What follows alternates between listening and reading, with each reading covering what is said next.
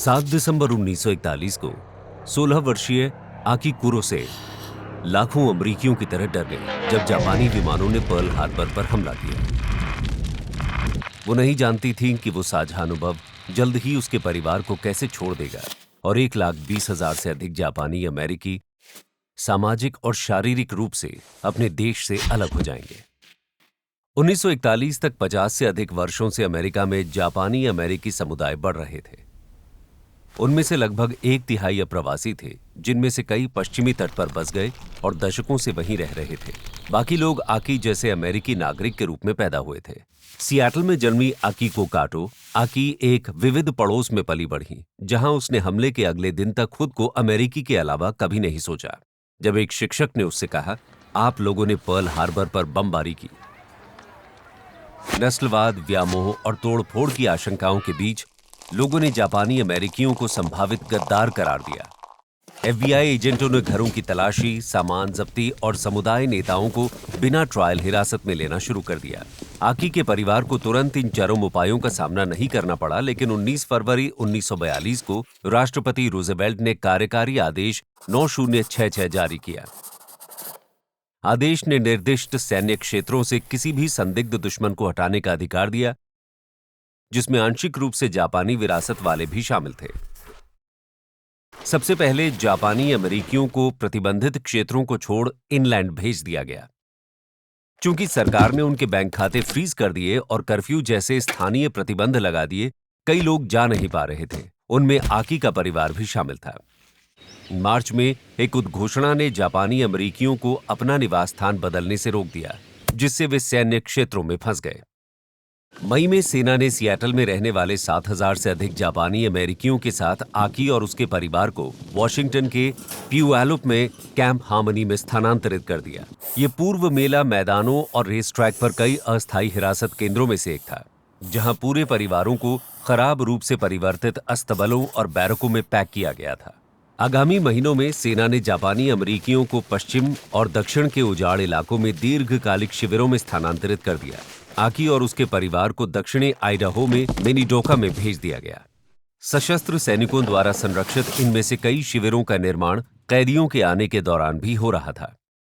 हड़बड़ी में बनी ये जेलें अत्यधिक भीड़भाड़ वाली और अस्वच्छ थी। लोग बार बार बीमार पड़ते थे और उन्हें सही चिकित्सा नहीं मिल पाती थी। युद्ध पुनर्वास प्राधिकरण शिविरों को चालू रखने के लिए कैदियों पर निर्भर था। कई शिविर सुविधाओं में काम करते थे या खराब सुसज्जित कक्षाओं में पढ़ाते थे, जबकि अन्य फसलें और जानवर पालते थे। कुछ जापानी अमेरिकियों ने विद्रोह किया, श्रमिक हड़तालें की और दंगे भी किए। लेकिन आकी के माता पिता जैसे कई लोगों ने सहन किया। वे लगातार शिविरों के बाहर जीवन की कुछ झलक फिर से बनाने की कोशिश करते रहे, लेकिन उनकी स्थिति की वास्तविकता अपरिहार्य थी। कई युवा कैदियों की तरह आकी ने भी अपना शिविर छोड़ने की ठान ली थी। उसने मिनीडोका में हाई स्कूल का अंतिम वर्ष पूरा किया और एक नस्लवाद विरोधी क्वेकर संगठन की सहायता से वो कैंसस में फ्रेंड्स यूनिवर्सिटी में दाखिला लेने में सक्षम हुई। हालांकि आकी के परिवार के लिए चीजें 1944 के अंत तक नहीं बदलनी शुरू हुई। सुप्रीम कोर्ट ने एक ऐतिहासिक फैसला सुनाया कि बिना आरोप के अमेरिकी नागरिकों को लगातार हिरासत में रखना असंवैधानिक है। 1945 के अंत में युद्ध समाप्त हो गया और शिविर बंद हो गए।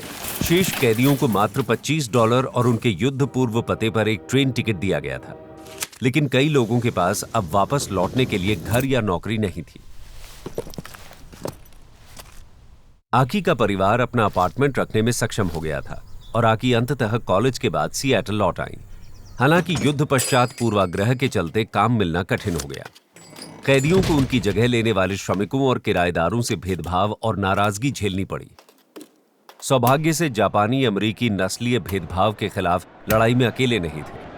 आकी को सियाटल के पहले अंतर्जातीय श्रमिक संघों में से एक में काम मिला और वो नस्लीय समानता कांग्रेस में जुड़ गईं। वो एक शिक्षिका बन गईं और अगले कई दशकों में बहुसांस्कृतिक सामाजिक रूप से जागरूक शिक्षा के लिए उनकी वकालत हजारों छात्रों को प्रभावित करेगी। हालांकि कई पूर्व कैदी, विशेष रूप से पुरानी पीढ़ी के सदस्य, युद्ध के बाद अपने जीवन का पुनर्निर्माण करने में असमर्थ थे। कैदियों के बच्चों ने अमेरिका से इस ऐतिहासिक अन्याय का प्रायश्चित करवाने के लिए एक आंदोलन शुरू किया। 1988 में अमेरिकी सरकार ने आधिकारिक तौर पर युद्धकालीन कैद के लिए माफी मांगी, ये स्वीकार करते हुए कि यह नस्लवाद, उन्माद और असफल राजनीतिक नेतृत्व का विनाशकारी परिणाम था। इस माफी के 3 साल बाद आकी कुरोसे को सभी पृष्ठभूमि के लोगों के लिए शांति और सम्मान के उनके दृष्टिकोण का जश्न मनाते हुए संयुक्त राष्ट्र के सियाटल चैप्टर से मानवाधिकार पुरस्कार से सम्मानित किया गया।